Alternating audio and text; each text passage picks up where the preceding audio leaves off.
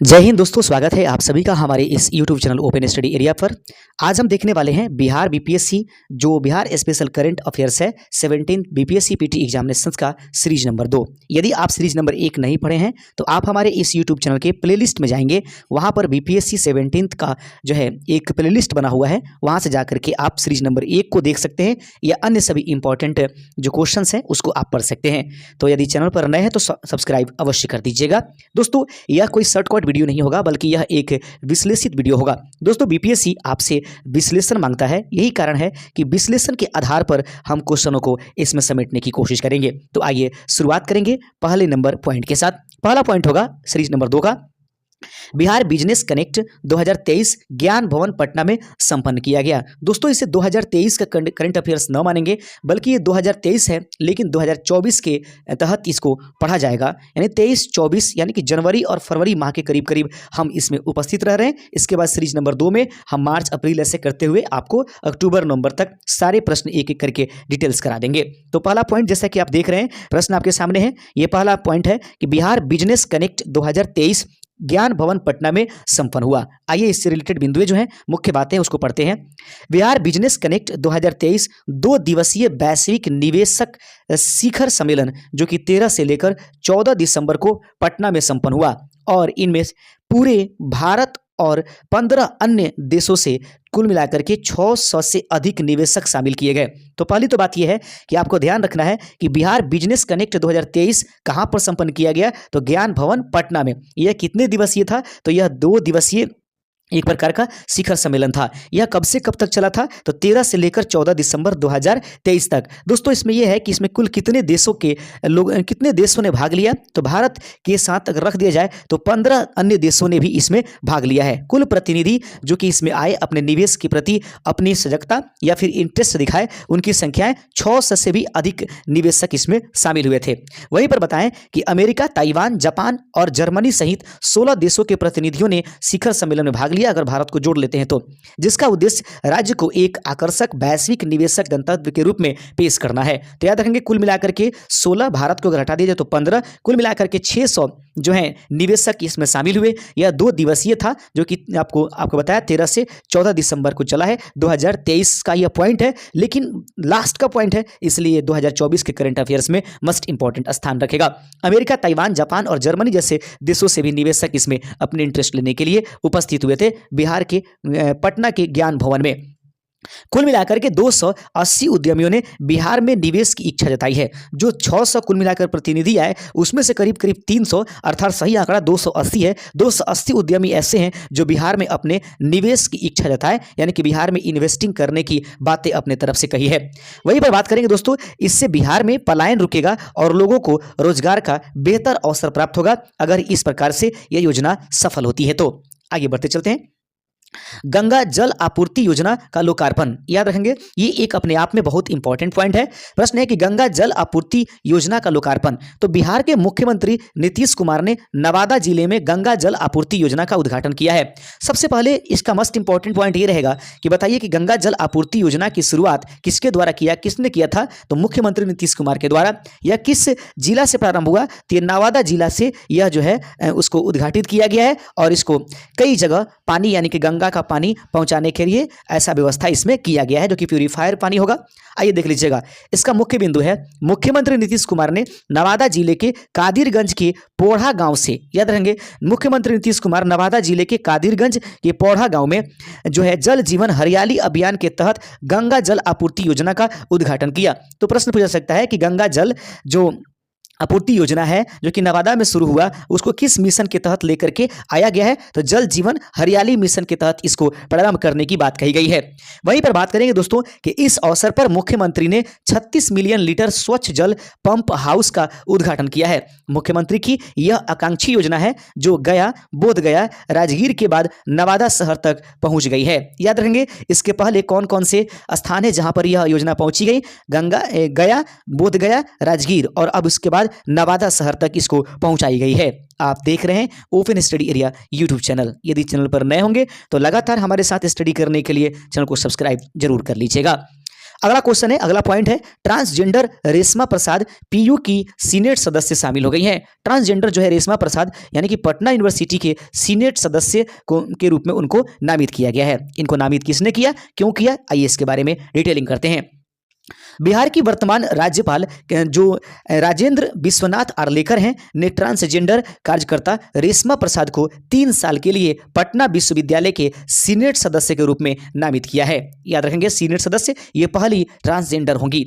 मुख्य बातें देख लेंगे। ट्रांसजेंडर रेशमा अपनी संस्था जिसका नाम है दोस्ताना सफर, याद रखेंगे, दोस्ताना सफर के माध्यम से ट्रांसजेंडरों के शैक्षणिक, सामाजिक और आर्थिक उत्थान के लिए कार्य करती हैं। तो याद रखेंगे रेशमा क्यों पीयू के लिए सीनेट सदस्य चुनी गई हैं राज्यपाल के द्वारा। इसका मोस्ट इंपॉर्टेंट जो फैक्ट है वो है दोस्ताना सफर। दोस्ताना सफर यह एक संगठन है जिसके माध्यम से ट्रांसजेंडर रेशमा अपनी संस्था के माध्यम से ट्रांसजेंडर लोगों को शैक्षणिक, सामाजिक और आर्थिक उद्यान में जो है कार्य करती हैं। वहीं पर बात करें दोस्तों, रेशमा ट्रांसजेंडर समुदाय के लिए राष्ट्रीय परिषद की सदस्य और अन्य ट्रांसजेंडरों के लिए रोल मॉडल भी हैं। आगे बढ़ते चलते हैं। BHU अगला है कि बनारस हिंदू विश्वविद्यालय अर्थात BHU यानी कि बनारस हिंदू यूनिवर्सिटी द्वारा पहली भोजपुरी में डिग्री प्रदान किया गया है। याद रखेंगे कि देश की पहली भोजपुरी डिग्री बनारस हिंदू विश्वविद्यालय के द्वारा धीरज कुमार गुप्ता को प्रदान किया गया है। BHU के द्वारा किसे जो है भोजपुरी में डिग्री प्रदान किया गया, धीरज कुमार गुप्ता इसका सही आंसर हो जाएगा। आप जरूर इसको ध्यान रखिएगा।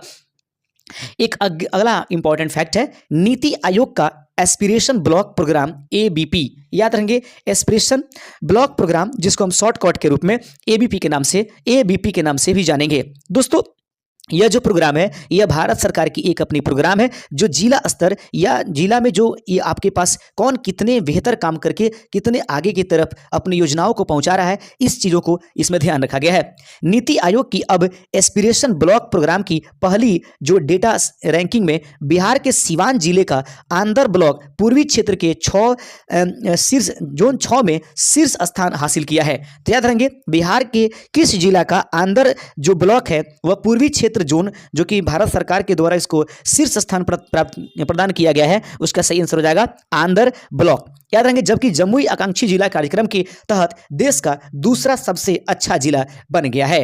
उम्मीद कर रहे हैं कि आपको हर एक पॉइंट समझ में आ रहा होगा।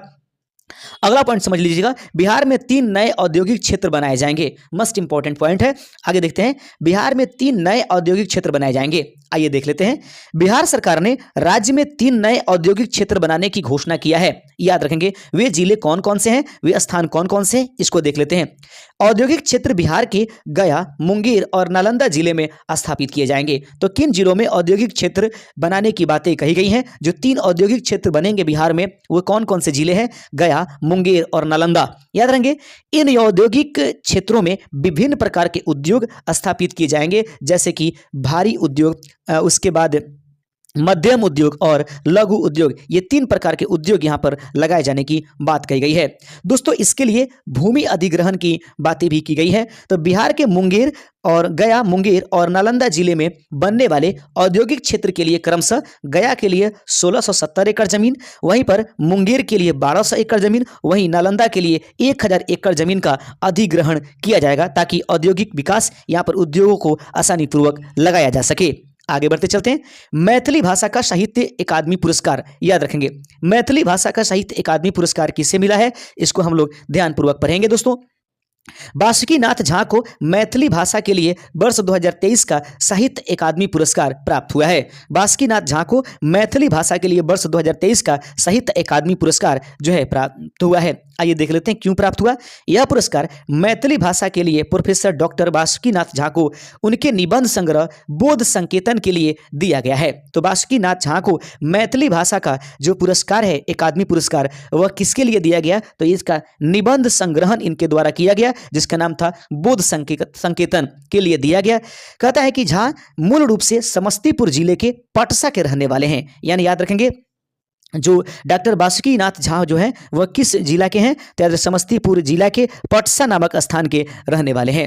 इन्हें पूर्व में अन्य सभी पुरस्कारें भी मिली हुई हैं। ये अमेरिका से प्राप्त होने वाली मैन ऑफ द ईयर पुरस्कार और मैथिली विभूति पुरस्कार से भी इनको पहले सम्मानित किया जा चुका है। आगे बढ़ते चलते हैं। उम्मीद करते हैं कि सारे पॉइंट्स आपको बिल्कुल आसानी पूर्वक फैक्ट के रूप में याद हो रहे होंगे। जरूर आप इसका एक नोट्स बना लीजिएगा, क्योंकि संपूर्ण वर्ष का यानी कि पूरे 2024 का हम करंट अफेयर्स आपको इसी तरीके से नोट वाइज करा देंगे। एनटीपीसी कांटी को फिक्की जल पुरस्कार 2023 प्राप्त हुआ है। एनटीपीसी कांटी को फिक्की जल पुरस्कार 2023 प्राप्त हुआ। आइए इससे इंपॉर्टेंट बिंदु देख लेते हैं। एनटीपीसी कांटी को औद्योगिक जल अमेरिकी दक्षता श्रेणी के तहत फिक्की जल पुरस्कार 2023 प्राप्त हुआ है। याद रहेंगे मुख्य बिंदु इसमें क्या है दोस्तों? कहा जाता है कि एनटीपीसी कांटी को George Fernandes thermal power plant station के रूप में भी जाना जाता है। तो एनटीपीसी कांटी को अन्य किस नाम से जाना जाएगा? George Fernandes thermal power plant station. याद रखेंगे यह कांटी मुजफ्फरपुर बिहार में उपस्थित है। याद रखेंगे यह मुजफ्फरपुर में उपस्थित है। यह एनटीपीसी के पूर्व स्वामित्व वाली सहायक कंपनी है, जिसका अर्थ है निगम के पास एनटीपीसी में 100% हिस्सेदारी। अब देखते हैं फिक्की क्या है दोस्तों। याद रखेंगे federation of Indian chambers of commerce and industry एक भारतीय आधारित गैर सरकारी व्यापार संघ और अभियान समूह है, जिसे हम और आप फिक्की के नाम से जानते हैं। दोस्तों फिक्की के संस्थापक जो हैं घनश्याम दास बिड़ला हैं और इसकी स्थापना 1927 ईस्वी में हुई थी। इसका मुख्यालय नई दिल्ली में उपस्थित है। उम्मीद रखिएगा। तो फिक्की के संस्थापक कौन है? घनश्याम दास बिड़ला। इसकी स्थापना 1927 ईस्वी में, मुख्यालय नई दिल्ली में उपस्थित है। एक अन्य मस्ट इंपॉर्टेंट बिंदु है कि documentary film weavers of hope के लिए यूनेस्को पुरस्कार बिहार को प्राप्त हुआ है। याद रखेंगे, देखते चलते हैं। Documentary film weavers of hope के लिए यूनेस्को पुरस्कार तो देखेंगे दक्षिण बिहार केंद्रीय विश्वविद्यालय के जनसंचार एवं मीडिया विभाग के छात्रों ने documentary film reverse of hope के लिए यूनेस्को पुरस्कार जीता है। एक बार फिर से पढ़ लेते हैं क्योंकि मस्ट इंपॉर्टेंट है। दक्षिण बिहार केंद्रीय विश्वविद्यालय के जनसंचार एवं मीडिया विभाग के छात्रों ने documentary film reverse of hope, याद रखेंगे वीवर्स, यहाँ पर वीवर्स करेंगे, रिवर्स नहीं, वीवर्स ऑफ होप के लिए यूनेस्को पुरस्कार जीता। इस फिल्म के निर्देशक जो हैं सिंजन चटर्जी हैं और यह डॉक्यूमेंट्री फिल्म गया के पास उपस्थित रहने वाली जो पटवा टोली है के बुनकरों के जीवन पर आधारित है। वीवर्स ऑफ होप जो है यह फिल्म के निर्देशक कौन है? सिंजन चटर्जी। और यह डॉक्यूमेंट्री फिल्म है जो कि गया के पास पटवा टोली में बुनकरों की जीवन पर आधारित यह फिल्म बनाई गई है। सर्वश्रेष्ठ दिव्यांगजन पुरस्कार राष्ट्रीय पुरस्कार 2023 किससे प्राप्त हुआ बिहार में? याद रखेंगे दोस्तों बिहार के ज्योति सिन्हा को सर्वश्रेष्ठ दिव्यांगजन राष्ट्रीय पुरस्कार 2023 प्राप्त हुआ है। एक बार फिर से देख लेते हैं। बिहार की ज्योति सिन्हा को सर्वश्रेष्ठ दिव्यांगजन का राष्ट्रीय पुरस्कार 2023 प्राप्त हुआ। यह पुरस्कार देश के राष्ट्रपति द्रौपदी मुर्मू ने 3 दिसंबर 2023 को प्रदान किया है। अब देखेंगे ज्योति सिन्हा मुजफ्फरपुर के रहने वाले हैं। तो दोस्तों बिहार करंट अफेयर्स स्पेशल के दूसरे सीरीज में आज के लिए बस इतना ही सा। हम कल लेकर के आएंगे बिहार करंट अफेयर्स स्पेशल का तीसरा करंट अफेयर्स का वीडियो। शुक्रिया। जय हिंद। सीरीज नंबर 3 के लिए हमारे साथ जरूर जुड़ जाइएगा।